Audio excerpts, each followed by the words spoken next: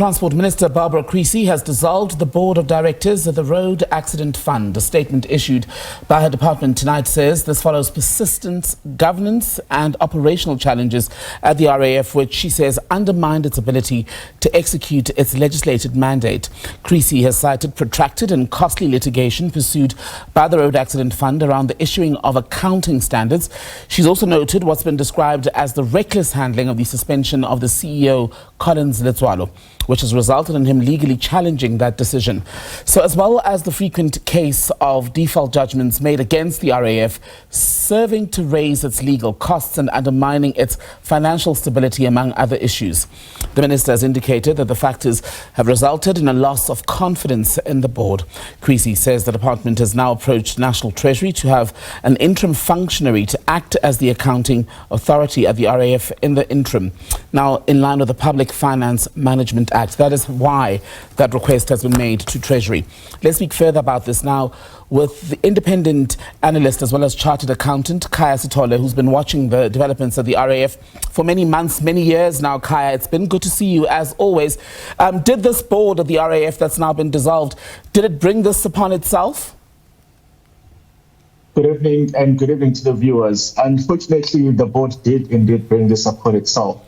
So in recent years, what the RAF has degenerated to is essentially an institution where the accountability channels are broken down. So the internal accountability channels between the board and the executives have broken down. That ended up with the chief executive officer being suspended, and also the parliamentary accountability channels between the board itself and Parliament's Standing Committee on Public Accounts and the Transport Committee have broken down to such an extent that SCOPA took the extraordinary step of saying that they needed to launch a formal inquiry into what is going on then. So it is in the breakdown of the relationships, on those relationships, that the board must indeed reflect hard on what it did to get itself to the stage where it had to be dissolved. And what should we put at the heart, Khaya, of such a spectacular breakdown of governance and other aspects at the Road Accident Fund?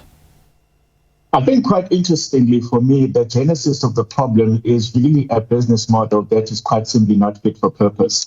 Now, when you say it's a business model that is not fit for purpose, the business model simply says that on an annual basis, South Africans are going to pay a fuel levy, and this fuel levy is going to sustain the operations of the Road Accident Fund. Well, unfortunately, that hasn't been the case for years. So you ended up with an institution that was struggling with a business model that is no longer fit for purpose. What the institution then started doing, started trying to find different ways of managing that escalation in crisis. So they started by first figuring out whether they could do something about the litigation costs that are inherent in how they are obviously able to earn claims.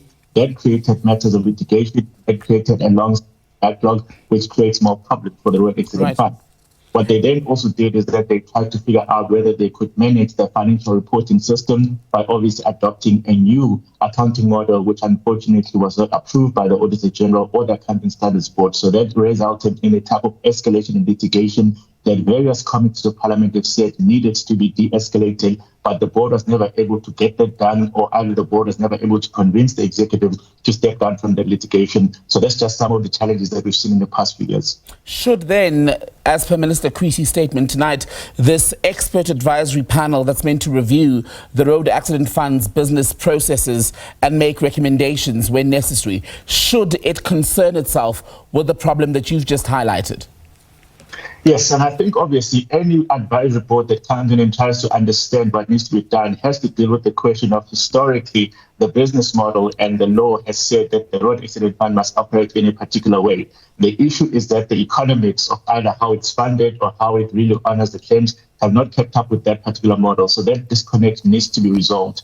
What we've also seen is that in recent years, Parliament has started and unfortunately failed to conclude a process that said, well, if the mandate is the one that's creating the problems on the business model design, let us deal with what the mandate does. So they propose a new way in which the law is going to obviously deal with the question of road accidents. Unfortunately, all of those initiatives have never been fully completed. So you end up with a lot of processes that are hanging in limbo. And in the absence of that, the institution's internal crisis points have escalated, and you're now finding it as an institution that is perpetually engaged in litigation.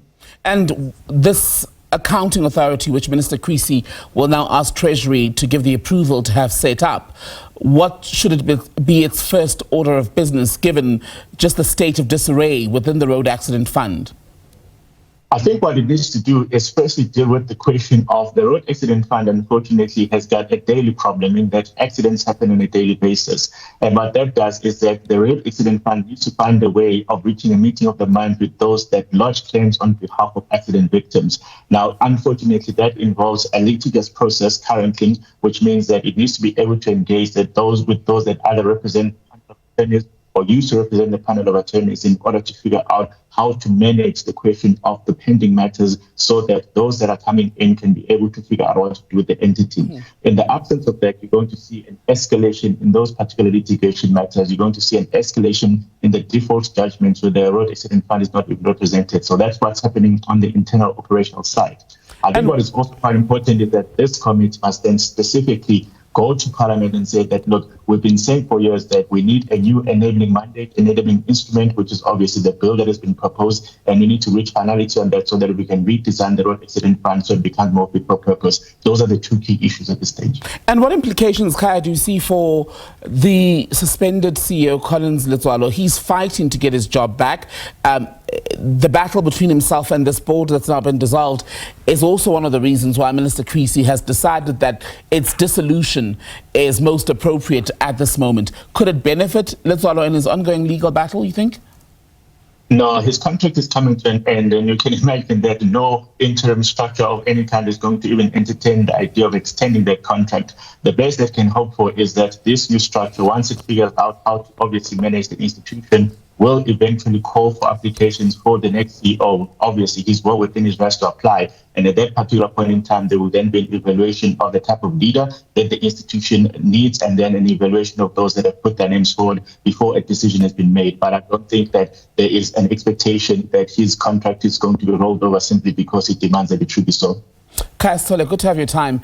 Kaia is a chartered accountant and independent analyst speaking to us tonight on one of the breaking news stories from a few hours ago, the dissolution of the board at the Road Accident Fund as decided by Transport Minister Barbara Creasy.